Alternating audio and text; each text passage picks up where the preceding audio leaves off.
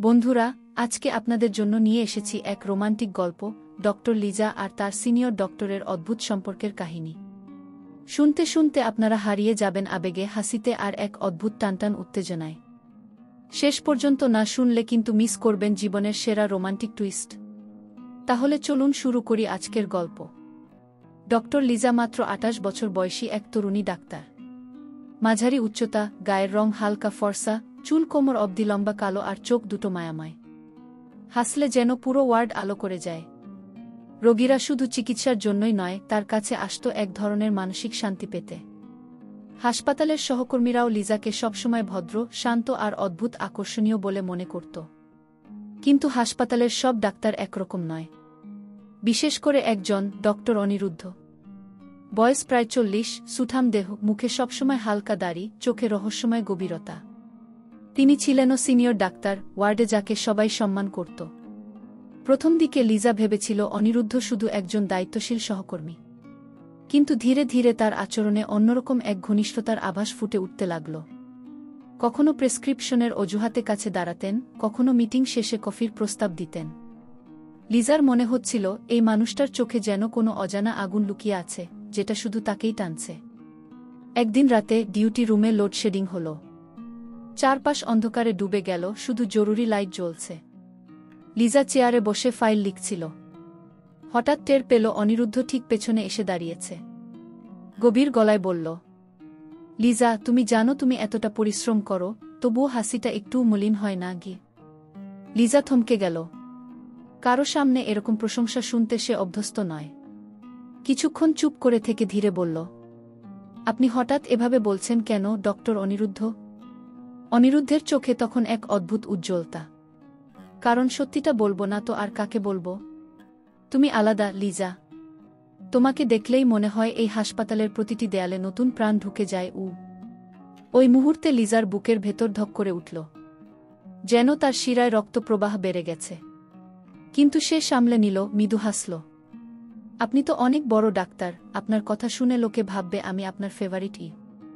অনিরুদ্ধ হেসে বলল, হয়তো তুমি ভাবছও না, কিন্তু সত্যিই তুমি আমার ফেভারিট কে। সেদিনের পর থেকে লিজার মনে এক অদ্ভুত পরিবর্তন এলো।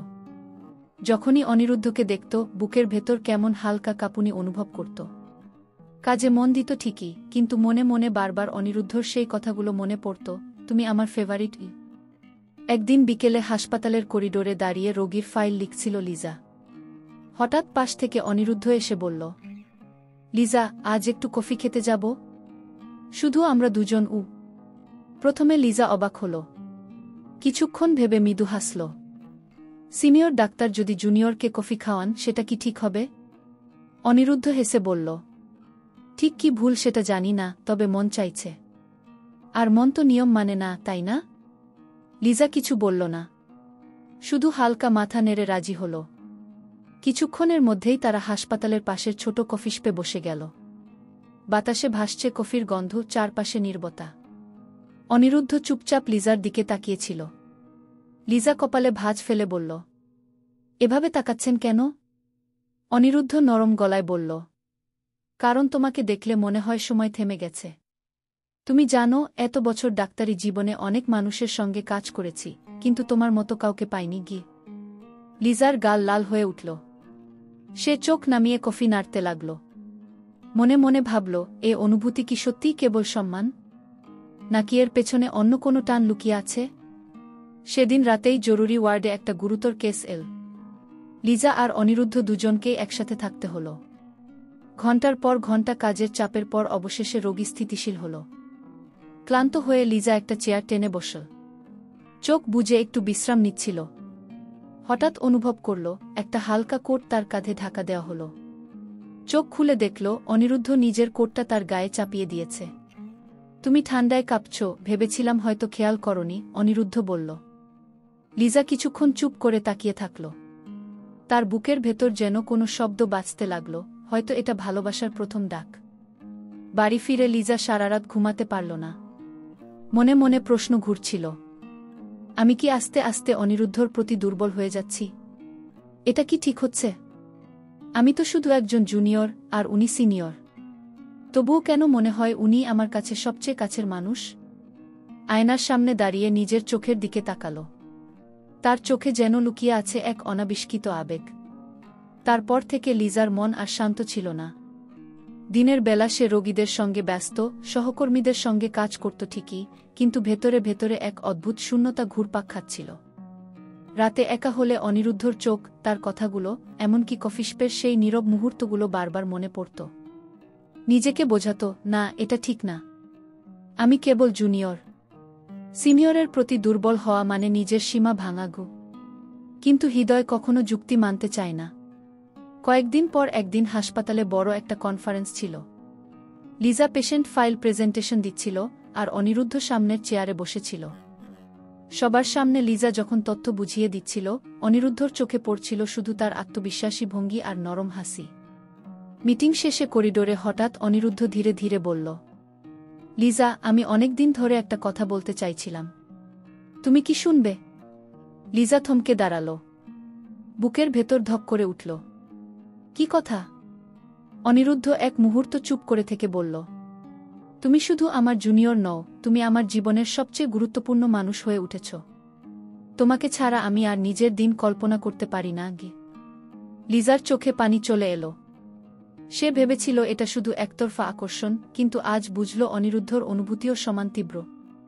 তবে জীবনের পথ কখনো সোজা নয়। কয়েকদিন পরেই হাসপাতালে গুজব ছড়াতে শুরু করল, সিনিয়র ডাক্তার নাকি জুনিয়রের সঙ্গে বেশি ঘনিষ্ঠ হয়ে পড়েছেন গু। কিছু সহকর্মী কটাক্ষ করতে লাগল। লিজা ভীষণ ভেঙে পড়ল। ভাবল, এই সম্পর্কটা যদি আমার ক্যারিয়ার নষ্ট করে দেয়, সমাজ কি মেনে নেবে? কিন্তু সেই মুহূর্তে অনিরুদ্ধ হাত বাড়িয়ে দিল। তুমি ভয় পেও না, লিজা। মানুষ সবসময় কথা বলবে। আমি শুধু চাই তুমি নিজের অনুভূতির প্রতি সৎ থাকো গো। লিজা দীর্ঘশ্বাস ফেলল। তার মনে হল, সত্যি এই মানুষটা শুধু সিনিয়র নয়, তার জীবনের ভরসা। একদিন রাতে হাসপাতালে এক রোগীর অপারেশনের সময় হঠাৎ বিদ্যুৎ চলে গেল। জরুরি লাইটে তারা দুজন একসাথে লড়াই করে রোগীর জীবন বাঁচাল।